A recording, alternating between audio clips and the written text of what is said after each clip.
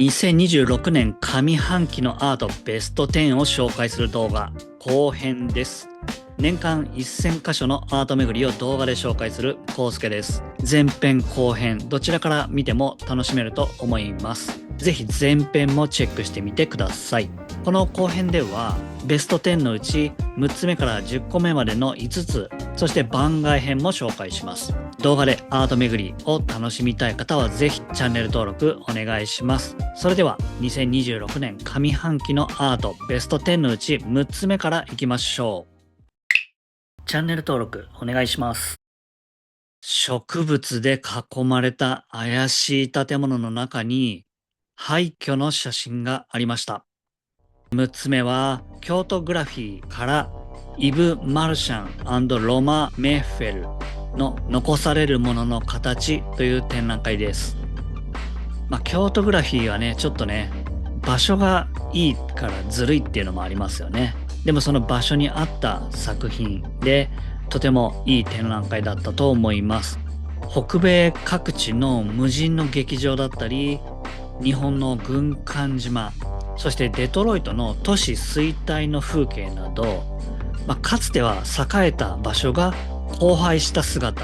そんな写真が続きます。そしてあれってなったのはルーブル美術館とか京都までも廃墟になっていると。で、これは AI で作った写真でした。素人にも簡単に AI で写真が作れるこの時代に、写真とは何なのか考えさせられますね。SNS で見る写真とか動画っていうのはもう私は一旦疑うような癖がついてるし、例えば証拠写真っていうものの価値とか、アートとしての写真の今後どうなっていくかとか、他にも AI の写真を作品にしてるアーティストを思い出しますね。最近見たので言うと草野恵美さんの展覧会は別の動画でも紹介しましたけど、 AI についてとフェミニズムについて同時に含んだ素晴らしい展覧会でしたね。他にも小林健太さんもまた違う角度で AI が世界をどう認識しているかみたいな感じで作品を展開していて面白いですね。あとは最近見たケビン・アボッシュとリヒャルト・プロイガー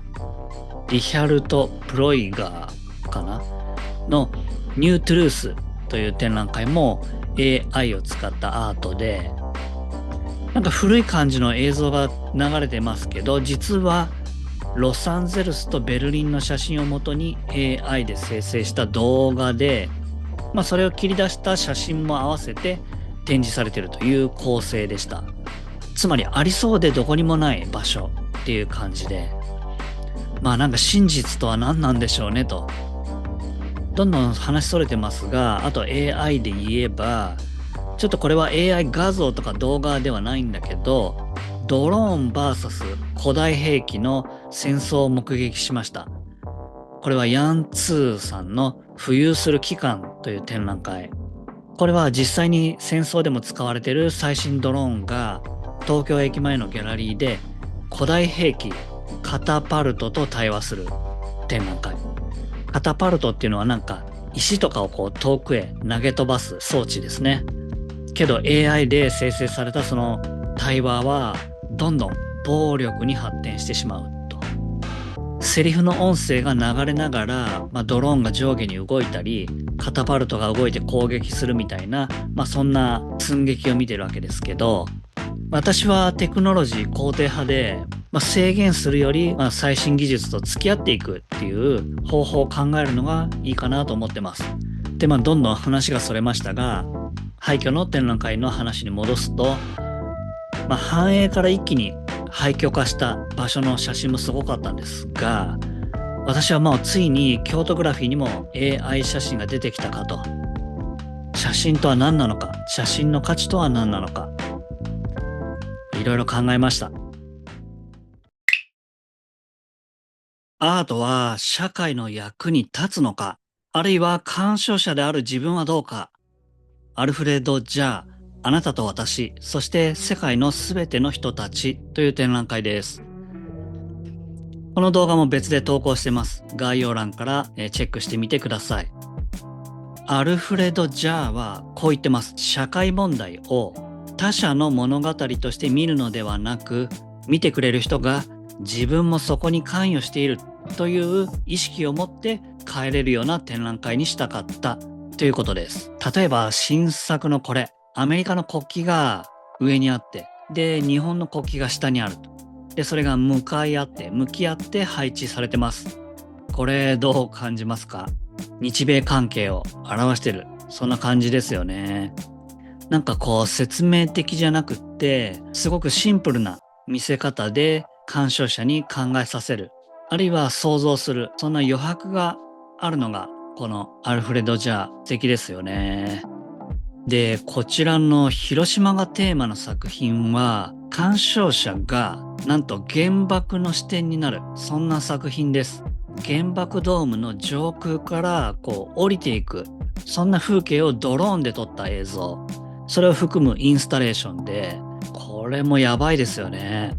なんか原爆ドームの上空からドローンで撮影するっていうのは、初めて正式に許可が下りた例らしいです。なんかまあこれは映画のオッペンハイマーを思い出しましたね。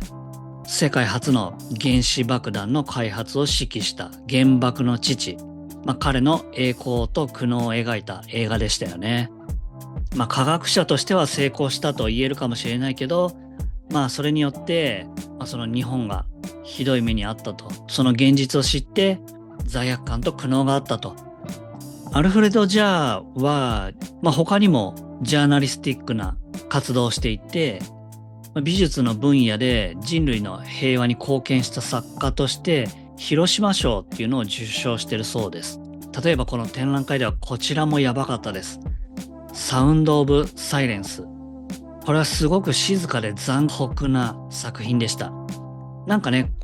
最初これ見たときはダン・フレイビンのような蛍光灯があってシンプルでかっこいい作品かなとか思ったんですけど、これ実は小部屋になっていて、この反対側の入り口から入って8分ぐらいの映像が流れるんですよね。その内容は報道写真家のケビン・カーターと彼が撮影したハゲワシと少女という作品についての実話が文字で流れるものでした。報道写真家が撮ったのはスーダンで飢えに苦しんでうずくまる少女とその後ろにハゲワシがいるという写真です。ハゲワシって動物の死体、肉を食べるっていう習性があるんだそうです。つまりここにハゲワシがいるってことは、この少女の命が消えかかってるっていうのをハゲワシが感じていて、それを待っていると、そういう写真なんですよね。この写真作品は世界最高峰の賞を受賞してるんですけど、これがニューヨークタイムズに掲載されると、この写真家ケビン・カーターは激しいバッシングを受けて、で33歳で自ら命を絶ったということなんですよね。これはいろんな視点がありますよね。まず写真家はこの写真を撮ることより少女を助けるべきだったのかという点ですよね。目の前の正義だとそりゃ少女を助けた方がいいに決まってるんですけど、一方でもっと対極的な正義だと、この写真が賞を取って世界に広まったおかげで世界にこの悲惨な状況が知らされて、結果国連などへの寄付が急増して、大量の食料とか医療物資が現地に送られることになったっていう事実もあるんですよね。この一枚の写真が間接的に何千何万という人々の命を救うきっかけになったということは言えるわけです。それでも目の前の一人の少女を救うべきだったのかっていう論点がまずありますよね。で、二つ目にこの写真に賞を与えるべきだったのかっていう論点もありそうです。非人道的な行為を称賛するなっていうバッシングがあったみたいですね。まだあります。三つ目として、写真を見る側の倫理はどうかっていうことですね。つまり私たちは他人の不幸を消費してないかっていうことですね。あるいは少女がかわいそうだって言ってたり、そんなのに賞を与えるなとか、写真撮ってないで助けろよとか批判した大衆ももう一羽のハゲワシなんじゃないかっていう、そういう点もあるかなと。あとは4つ目として、アートの倫理みたいな論点もあるかもしれませんね。写真家ケビン・カーターは少女の死を取ってピュリッツァー賞を受賞しました。一方このアルフレド・ジャーは少女の死とさらにこの写真家ケビン・カーターの死を言ってみればこの作品に使って、それによって国際的な名声を得ているとも言えなくはないですよね。けどね、この問題に目を向けさせる、そんな効果もあるし、私もこれについて考えさせられた、そういうきっかけになった作品でもあるので、アルフレド・ジャーを批判なんて全くできないかなとは思います。ジャーのこの作品は2006年の作品なんですけど、世界では困ってる人が今もたくさんいるし、また SNS の時代で何かっていうと批判が起こる空気があって、そんな中で見るこの作品には価値があるなと思いました。曖昧でグレーなことだったりとか、物事には複数の視点が存在しているのに、これは悪だとかあれはこうに決まってるみたいに決めつけがちなこの世界に、もっと視点を広げることとか、考えること、それを問う、本当に素晴らしい作品だなと思いました。関連情報として思い出したのは2025年の京都グラフィー The Logic of Truth。 これはパレスチナに対する新たな視点を提示した展覧会で、例えばスイカにかぶりつく少年だったりサッカーする子供たちとか、家族の団らんとかメディアにあまり取り上げられることのないそのパレスチナの人々の日常の光景を捉えていて、厳しい状況の写真じゃなくて逆にそういう日常の写真によって厳しい現実の方に意識が向いた、そんな展覧会でした。アルフレド・ジャーの話に戻します。あと一つね、好きだったのは、彼らにも考えがあるっていう作品です。他者の声に耳を傾けることの大切さですかね。で、これが音楽家で思想家のジョン・ケージが15歳の時に演説で言った言葉だっていうから、すごいというかびっくりですね。大衆や他国をコントロールしようとする政治家とか権力者に対して、強烈なメッセージを突きつけてる、そんな感じがしますけど、なんかもうね、スマホのロック画面にこれをしたいぐらい、我々日常的にもね考えたい、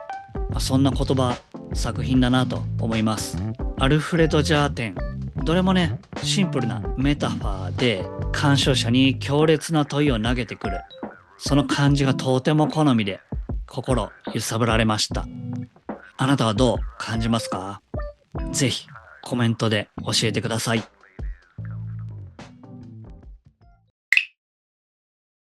ちょっと真面目な話ばっかりしちゃってるんで、ここで一回番外編を挟みますか。ベスト10には入れなかったけど印象的だった展覧会をサクサク紹介します。まずはこちら、何度も見てますが田村拓郎さんの展覧会が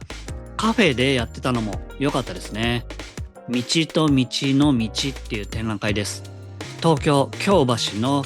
ギャラリー&ベーカリー東京8分っていうところでやってました。面白いですよね。アスファルト道だったり、この一方通行の矢印とかね。それからエットレ・ソットサス展は別動画、ぜひ見てみてください。おしゃれなデザインの展覧会に行ったつもりが結構アートでしたね。あとは吉田ユニさんはやっぱりアイデア×美っていう感じで私好みで面白かったですね。こちらも別動画ぜひ見てみてください。空間をうまく使ったインスタレーションだとこれも良かったですね。大阪で見た展覧会、これもぜひね大阪の動画チェックしてみてください。あとはね、これも面白かったですね。モーショングラフィックス、目が喜ぶデザインって感じでしたね。アートというかデザインの展覧会ですね。あとはこれですね、小林無垢さんの遊魚っていうのかな。この展覧会も面白かったな。中身の基盤なんかはそのままで可愛いボディに移植した、そんなアートですね。機械なんだけど、基板とかは生きてるのに、もう意味をなさない物体になってるっていうか、当初の目的はなさないけど、アートとして別の存在になってると。あとはこれですね。菅野涌美さんの気配という展覧会。これ糸でね、できてるんですよね。すごいよな、これ。なんで惹かれるんだろうなとか考えちゃいました。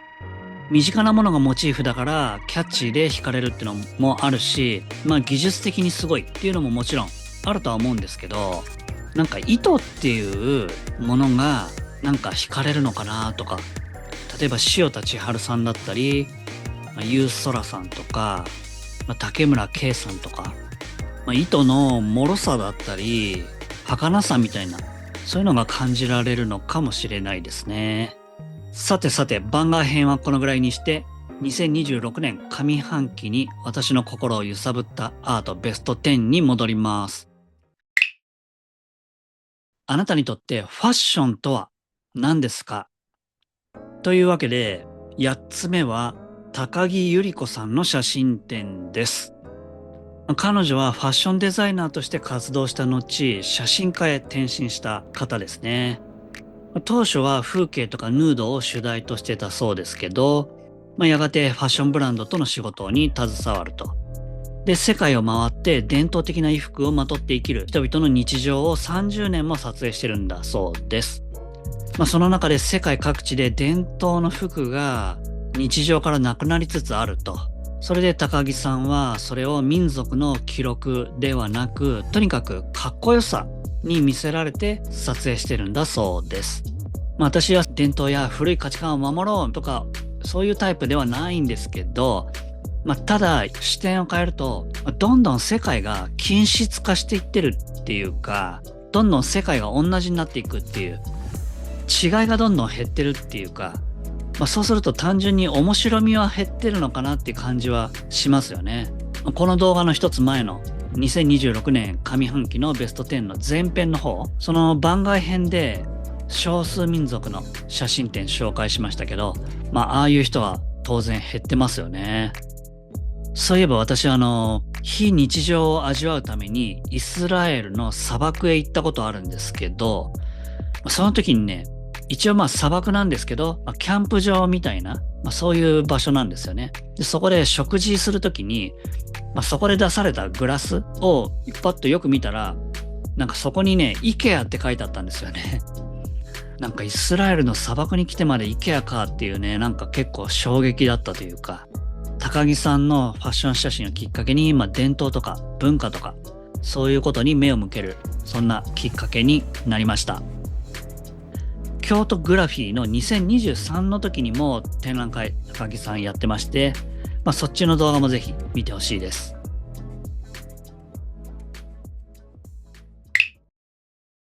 YMO の結成メンバーに誘われていたのに、メンバー入りが自然消滅しちゃった人は誰でしょうか？2026年上半期に私の心を揺さぶったアート展、9つ目は横尾忠則さんです。大横尾慈円、これであなたも横尾博士という展覧会です。これは神戸で見ました。この展覧会はとにかく面白かったです。横尾さんのことを大好きだからっていう前提があるせいかもしれないですけどね。これまで数多くの横尾忠則さんの展覧会見てきましたが、この展覧会また企画の切り口が秀逸というか、横尾さんの世界観を丸ごと辞書にしちゃった、そんな展覧会ですね。50音のあからんまで、そしてアルファベットの A から Z まで、その順番に作品と解説がついてます。普通考えると展示があって、でそれを図録にするっていう、そんな構成だと思うんですけど、この展覧会に関しては逆で、まず辞書を作って、でそれを元に展覧会を作ったと。その企画がまず面白いですよね。例えばあは凡人の私なら、例えばアートとかアトリエとか、そういうのが来るのかなと思ったんですけど、このあに選ばれたのがいきなりアストラル体っていうなんかよくわかんない言葉で、辞書っぽくていいですね。説明を読んでもまだあんまりよく理解できてませんけど、なんかスピリチュアルみたいな話で、肉体の周辺にある見えないエネルギーの層みたいなことらしいです。横尾さん割とスピリチュアルに傾倒してそういう作品多く書いてますよね。あいうえのえは江戸川乱歩全集。読書習慣のなかったという横尾少年は例外的に江戸川乱歩に熱中したそうです。私もね、子供の頃、学校とあともう地元の図書館にある江戸川乱歩の子供向けの本は全部読みましたね。それぐらい大好きだったんで、なんかちょっと嬉しいです。それからかきくけのけは元凶の森。横尾さんによる長編小説ですね。もう横尾さんデザインをしてアートを描いて小説も書いちゃって、ほんとマルチですよね。全然違うアウトプットに見えて、なんかやっぱ共通する思考みたいなものがあるんですかね。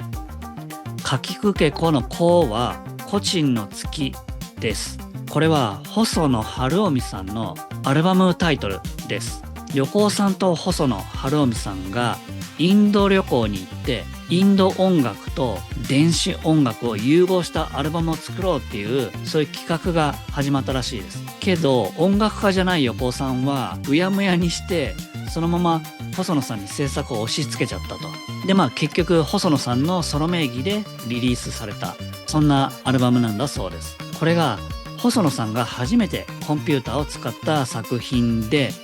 これがきっかけで YMO が結成されたというから驚きですよね。で細野さんはビジュアル担当として横尾さんをメンバーに招いたそうなんですけど、横尾さんは忙しくって結成の記者会見を欠席しちゃうと。それで横尾さんのメンバー入りは消滅しちゃったそうです。けどこれで YMO が結成されて、その後本人たちの予想を超える大ヒットしたっていうから、なんか面白いですよね。ちなみに細野さんといえば最近フジロックありましたけど、細野さんの孫である細野裕太さんのバンドシャッポが出てましたね。見ました？すごく良かったです。さらにその細野裕太さんの別のバンドチョコパコチョコキンキンっていうのがありまして、去年私ライブ見てすごい良かったです。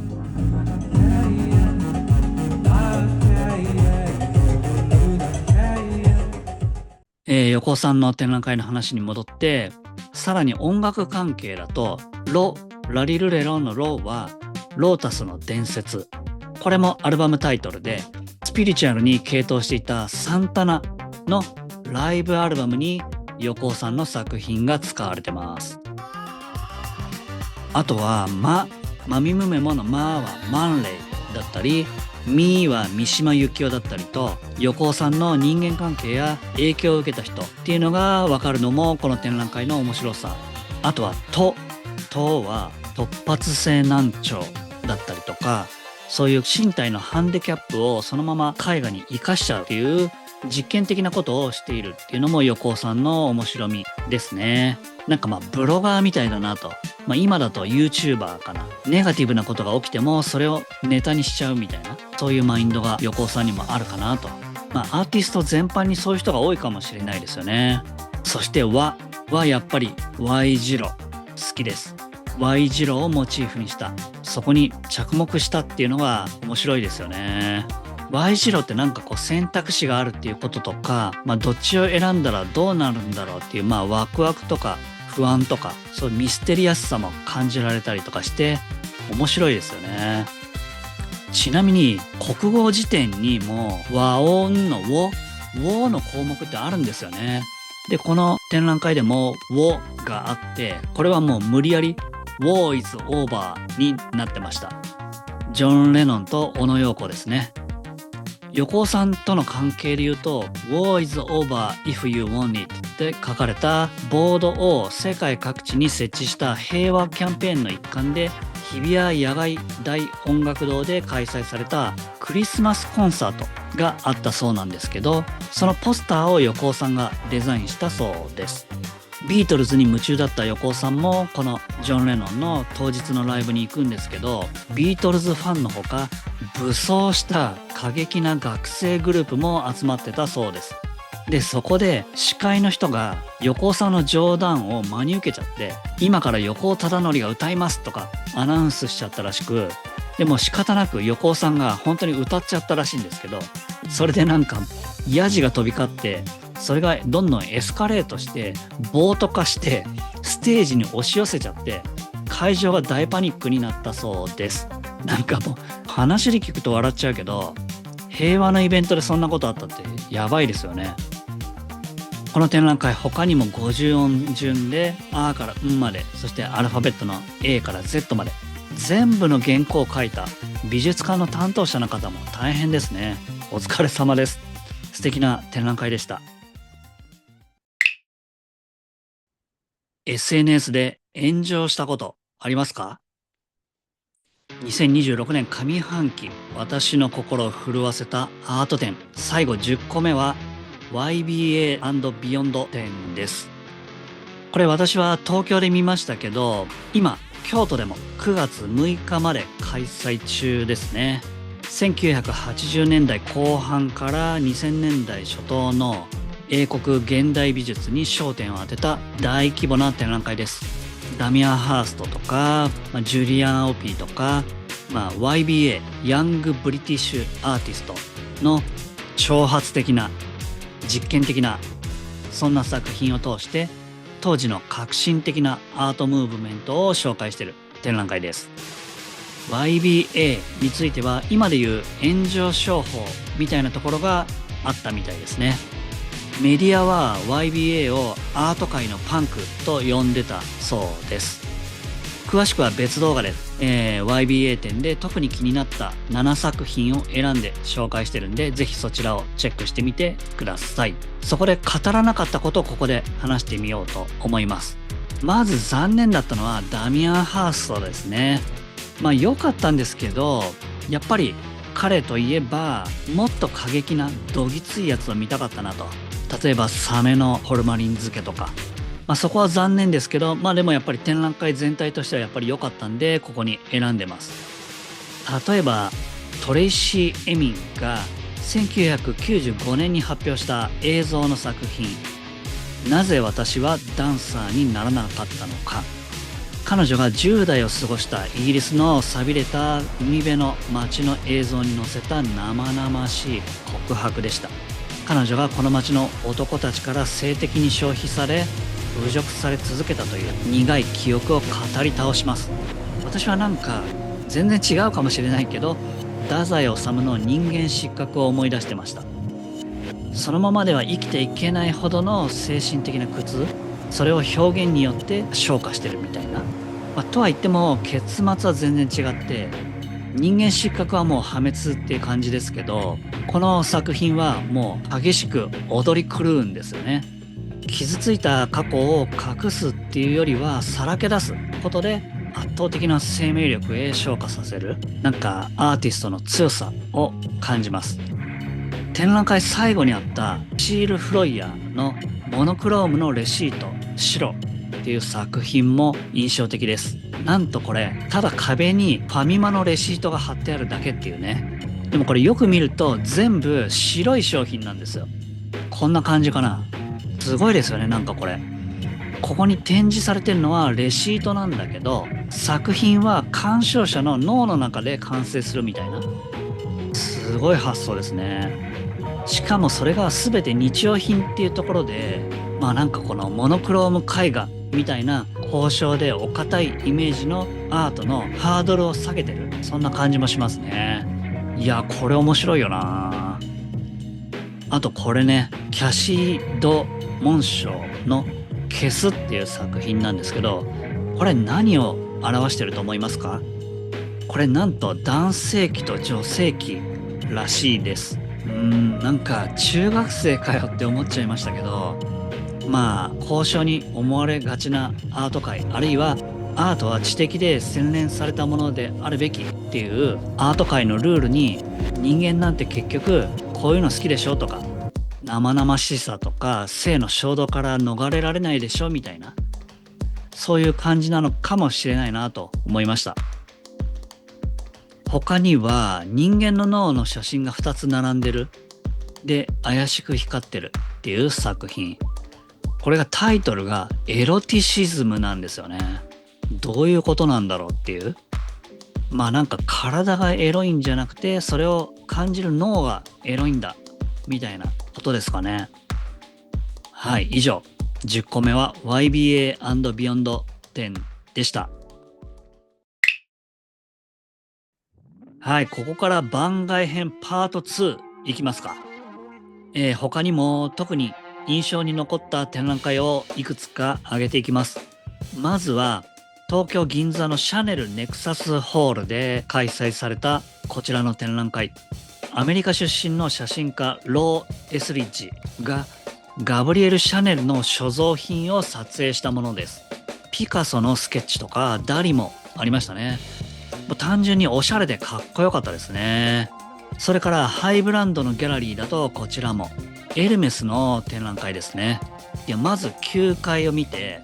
まるで死後の世界へ降りるように9階から8階へ降りる、そんな展開になってました。階段降りると、空間の余白を埋めるように音で体が包み込まれるような感じ。蛇もいて、なんか生死の世界をさまようその境界線っていうか、なんかねクラブみたいな遊び心も感じられて、怖いとか重たいみたいな感じではないけど、そういう世界観が面白かったですね。もう一つハイブランドのギャラリーだとルイ・ヴィトン、こちらも良かったですね。リナ・バネルジーの展覧会、なんか雑多なようでとても洗練されてる繊細な作品でしたね。羽とか貝とかが軽やかで美しく飾られてるなぁと。でそうやって見てたら髪の毛があったりとかして、なんかもやっとして、髪の毛ってなんかね他の素材よりもぐっとなんか生き物っていう感じがして、飾りっていうよりも存在、人間みたいな存在の痕跡が見られるっていうか、世界中からここへ連れてこられたこういう素材たちが美しくまとめられてるわけですけど、この展覧会の会期が終わればまた移動するわけですよね。でこの作家はインドからイギリス、アメリカへ移り住んだ人で、その活動テーマっていうのは移住だったりとか、あとはアイデンティティ、あるいは装飾みたいなテーマらしいです。これはなんかね、映画哀れなる者たちが私大好きなんですけど、それを思い出しました。自由に世界を渡って様々な刺激を組み合わせて成長していくんだけど、アイデンティティが不安定だったりとか、常に誰かからの支配が付きまとうみたいな。作品タイトルでね、長すぎるやつもあったりとかして、それもポエティックでね、余韻が生まれるような感じして、すごい素晴らしい展覧会でした。それから恵比寿映像祭2026、特に2つ良かったのがあって、まず1つはエキソニモのキス・オア・デュアル・モニターズっていう作品です。目を閉じて写真撮影をしてもらうんですよ。そうするとこのね巨大なキス顔として恵比寿ガーデンプレイスに展示されちゃうっていうね、そういう作品です。想像よりこれ恥ずかしかったですね。もちろんね、私のことなんか誰も知らないし、本当にね数秒映るだけなんですけどね。野外で、しかもこの巨大な大きさすごいです。エキソニモはテクノロジーと人間っていうのをつなげて面白い作品を作ってて、そのアイデアがいつも面白いんですけど、これもね、いかにもテクノロジーっていうものを2枚ただ斜めに重ねるっていうだけで、まるでキスしてるみたいに見えるっていうね、最もそのね人間の親密な行動っていうか生々しい感じ、それがテクノロジーとつながってるっていう、その表現がめちゃくちゃ面白いですよね。でこのねモニターの下に大量のケーブルがあるっていうのもかっこよくて、我々のコミュニケーションっていうのが大量のデータの流れやインフラの上で成り立ってるっていう、そんな感じがしますよね。情報に溺れてるっていう、そういう感じもしたかな。あとは自分から写真を撮ってもらって私は参加したわけですけど、顔写真のこの反対側、もう一枚のモニターに写ってる人とキスしてる感じになってるわけですよね。だからなんかもうその自分の映像がこの現代っていうのはどこで誰にどう使われてるか分かんない時代だよなっていう、その危険性みたいなのも表してる、そういう気もしました。ちなみに愛知トリエンナーレ2019芸術祭の時にはエキソにもこういう作品を展示してました。これは参加型じゃなかったんで、恵比寿映像祭で作品に参加できたのはだいぶ嬉しかったかな。あとこの映像祭ではキュンチョメの作品も良かったです。例えばこの金魚と海を渡るっていうのはめちゃくちゃ面白かったし、考えさせられる作品ですね。金魚っていうのはもう人間によって品種改良で作られた生き物、魚なんですよね。だからもう基本水槽とか金魚鉢とかで生きてて、小さな世界でしか生きてないわけですけど、その金魚を海へ連れ出してるわけですよね。金魚だけじゃ海を生きられないけど人と一緒ならみたいな。恵比寿映像祭面白かったな。